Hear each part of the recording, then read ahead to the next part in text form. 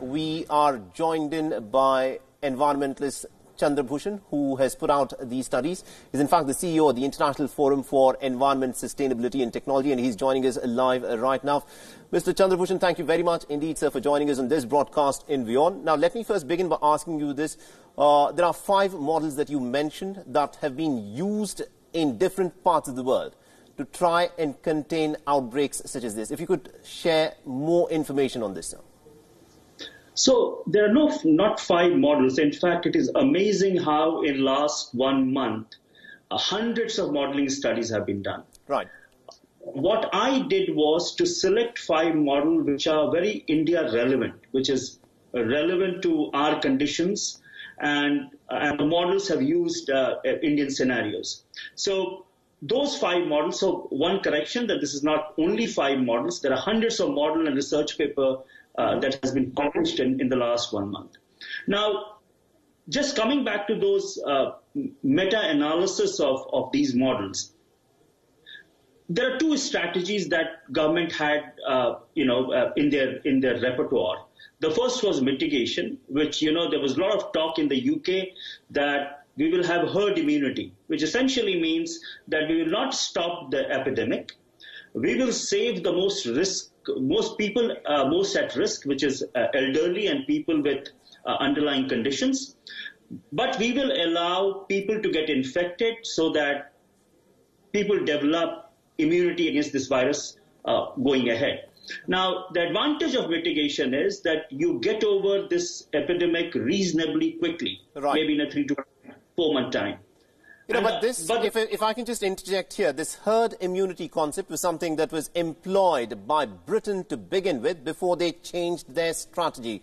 Because in the case of a virus like the COVID-19, which has emerged for the first time, it's hard to expect that a large population will develop herd immunity to start with.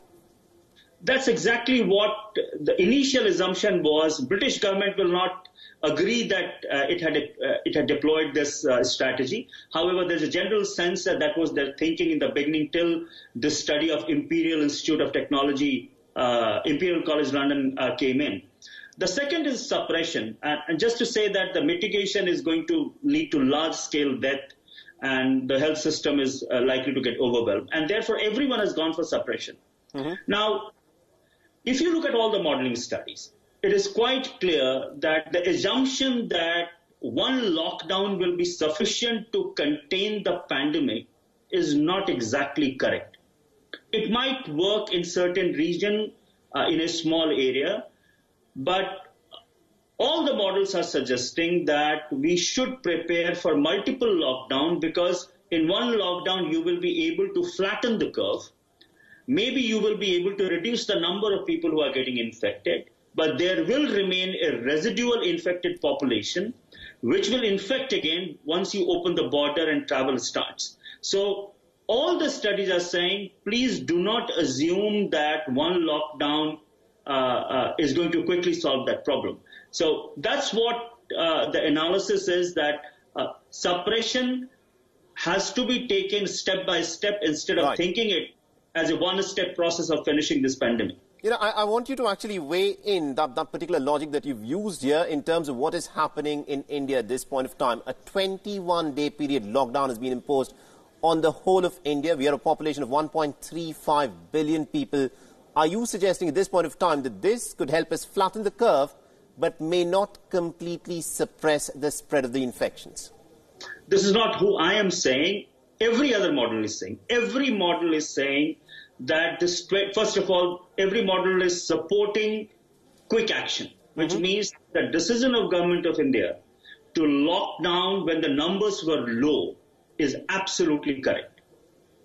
We have seen what has happened in the US. US delayed. Now they have close to 150,000 now, and maybe the numbers are going to increase a lot. So I think the decision of Government of India to lock down quickly, all the models are supporting it. Right. But all the models are also saying that the country, the size that we have, 21 days lockdown doesn't mean that on 22nd day you are going to have 0 case. Right. Not possible. All the models are also saying, therefore, that you must prepare not nationwide, but hotspot-wise lockdown strategy. Maybe you open the country on the 22nd day, but you will have to identify certain hotspots where lockdown will be necessary.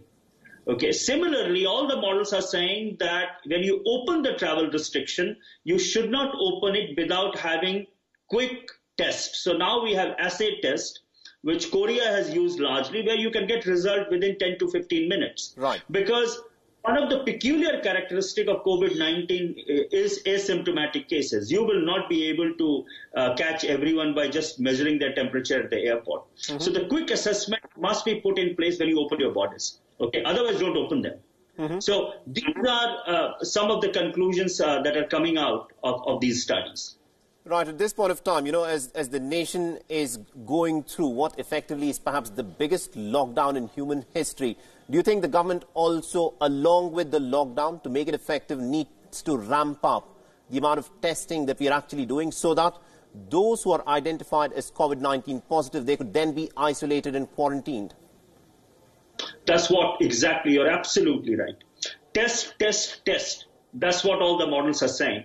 If you want to avoid lockdown, if you do not want nationwide lockdown that across the world that is happening right now, we must test. And this is what has happened in Korea. This is what has happened in Japan. Companies in Korea are now producing 250,000 test kits every day. Mm-hmm. Korea is supplying in-home test kit. You can drive through a test center and get yourself tested quickly. These are called as screening tests. In a screening test, if you are found, if there is any chance of you getting, if it comes out positive, you get yourself much more detailed test done. But test has to be done. Right. I think this is where we are going wrong. Right now in India, if someone has to get tested, they have to go through a really rigorous process of getting a doctor's certificate, even from a private agency. Mm-hmm. I think this is the time government should quickly open tests so that it builds confidence in the society. A lot of people are very worried. It has a lot of mental health issue as well. So we must do as much test as possible. Absolutely. I think you've summed it up beautifully for us. Thank you very much indeed, sir, for joining us and giving us this insight in terms of what the government of India should at this point do to ensure that the infection does not spread more.